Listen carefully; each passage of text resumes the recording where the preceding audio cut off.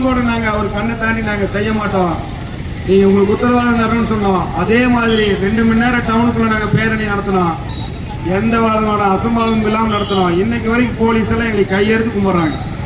உண்மையிலேயே உங்க விவசாய சங்கம் மாதிரி எல்லா அரசியல் கட்சிகளும் இருந்துட்டா எங்களுக்கு எல்லாம் ரொம்ப சௌரியமா போகுங்க. எங்க அனுமதி கேட்டாலும் நாங்க கொடுத்துருவோங்கிறாங்க. இப்ப நாங்க எங்க அனுமதி கேட்டாலும் கொடுத்துட்றாங்க. அதனாலதான் இன்னைக்கு போலீஸே போடுங்க. இல்லைன்னா இத்தனை லிட்டர் கள்ள குழந்தைங்க வச்சதுக்கு நம்மளை விட அதிகமா அவருக்கு தான் இருந்திருப்பாங்க.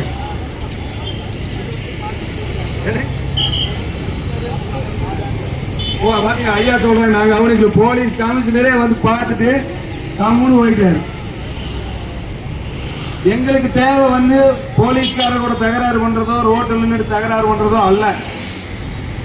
விவசாயிகளோட வாழ்வாதாரம் வந்து நினைக்கணும்னா எங்களுக்கு நீங்க முதல்ல கல்லுக்கு அனுமதி தரணும். உங்களுக்கு இவ்வளவு கோடி கோடியை வச்சிருக்கிறீங்க, எவ்வளவு ஆசை. இன்னும் டாஸ்மார்க் ஏற்றி பண்ணு, கடை ஏற்றி பண்ணு, இந்த வருஷத்தோட அடுத்த வருஷம் தீபாவளிக்கு ஏற்றி பண்ணு, பொங்கலுக்கு ஏற்றி பண்ணு, ரம்ஜானுக்கு ஏற்றி பண்ணு, கிறிஸ்துமஸ்க்கு ஏற்றி பண்ணு, கோடி கோடியே சம்பாதிக்கிறீங்க. நாங்க அப்படியே கேட்கிறோம், எங்களுக்கு எல்லாம் டெய்லி ஒரு 500 ரூபாய்க்கு வழிவிடுன்னு தான் கேட்கிறோம். இனி நாங்க உங்களுக்கு கையே நீங்க ஒரு பிச்சை கேட்கணும். சோறே நீங்க நாங்க போடுற சாப்பிடுறீங்க, இல்லைன்னா நீங்க எதை சாப்பிடுவீங்கன்னு எனக்கு தெரியல. நான் தப்பா அவங்கள சொல்லல. விவசாயி இல்லைன்னா நீங்க உண்மையே எதை சாப்பிடுவீங்கன்னு எனக்கு தெரியல. ஆனா எங்களை வாழவே விட மாட்டேங்கிறீங்க. என்ன காரணம்? மனசாட்சி தான் சொல்லுங்க. நீங்க வந்திருக்கிற விவசாயிகளோட குடும்பத்தில் இருக்கிற குழந்தைய கரை கட்டி வாங்க ஒரு குழந்தை ஸ்கூல்ல சேர்த்து படிக்க வைக்க முடியுதா? எங்களால முடியல. உங்களோட குழந்தை ஏதாவது வறுமையில் வாடுதான்னு சொல்லுங்க. பாத்ரூம் வரைக்கும் ஏசி போட்டு வச்சு உட்காந்துக்கிறீங்க. ஏதாவது நான் கேட்டோமா? உங்க பாத்ரூம் ஏசி இருக்குது நான் கேட்டோமா? ஏன் எங்களை வாழ விட மாட்டேங்கிறீங்க? இனி இப்படித்தான் பண்ணுவோம். நாங்க மட்டும் இறக்க மாட்டோம். எங்களை சுத்தி இருக்கிற கல்ல இருக்கிறவங்க கூட நான் இறக்கணும், தலைமரத்தில் இருக்கிறவங்க கூட இறக்கணும். நீங்க யாரை வந்து குடிப்பீங்களோ குடிங்க. ரொம்ப தகராறு பண்ணீங்களா எங்களுக்கு தெரிஞ்சது ஒன்னே ஒண்ணு, எங்க வீட்டுல இருக்கிற ஆடு மாடு கோழி எல்லாத்தையும் பிடிச்சி போட்டு ஸ்டேஷனுக்கு விட்டுருவோம். நீங்க எந்த ஹாஸ்பிட்டல் ஓடி விட்டாலும் சரி ஸ்டேஷனுக்கு விட்டுருவோம். அவ்வளவுதான். முட்டை கால மாட்டம் விட்டுடுவோம். ஆமா, நீங்க நினைக்கிற மாதிரி சும்மா சாது பார்க்கறதுல விட மாட்டோம். எங்களை தவிர யாரும் குடிக்கூடிய கால மாடுகளை கொண்டு உள்ள விட்டுருவோம். யாரு வேணும் குடிக்க குடிங்க. அதனால எங்களுக்கு தொந்தரவு பண்ற வேலையை வச்சுக்காதீங்க. முதலமைச்சருக்கு எவ்வளவோ பேசியாச்சு. நான் சென்னையில மாநாடு நடத்துறேன், சென்னையில மீட்டிங் நடக்கிறப்ப நான் சவாலே விட்டேன். உங்க நேர திறமை இருந்தா, உங்க நேர முடியும்னா எங்களோட உங்க சாராயத்தை எடுத்து போட்டிக்கு வாங்கன்னு கேட்டாச்சு. எதுக்குமே செவிசாய்க்கலன்னா நான் ஒண்ணு சொல்றேன், நீங்க எந்த கட்சி தலைவரா இருந்தாலும் சரி, ஒரு சில கட்சி தலைவரை தவிர்த்து மீது எல்லாத்துக்குமே நான் சொல்றேன், வர்ற சட்டமன்ற தேர்தலில் யாருக்கு திறமை இருந்தாலும் சரி நியூட்ரலா போகாதீங்க, பகிரங்கமா அறிவிங்க. 2 வார்த்தை நான் சொல்றது, நான் ஆட்சிக்கு வந்தா கல்லுக்கு அனுமதிக்கிறேன்னு சொல்லுங்க. நான் ஆட்சிக்கு வந்தா கல்லுக்கு அனுமதிக்க மாட்டேன்னு தைரியம் இருந்தா சொல்லுங்க. அப்பதான் நீங்க தைரியமாக, முதல்ல நீங்க தைரியமானவங்க கட்சி தலைவர். இந்த வார்த்தை உங்க வாயிலிருந்து வரணும். என்ற கட்சி ஆட்சிக்கு வந்ததுன்னா நான் அனுமதிப்பேன்னு சொல்லு.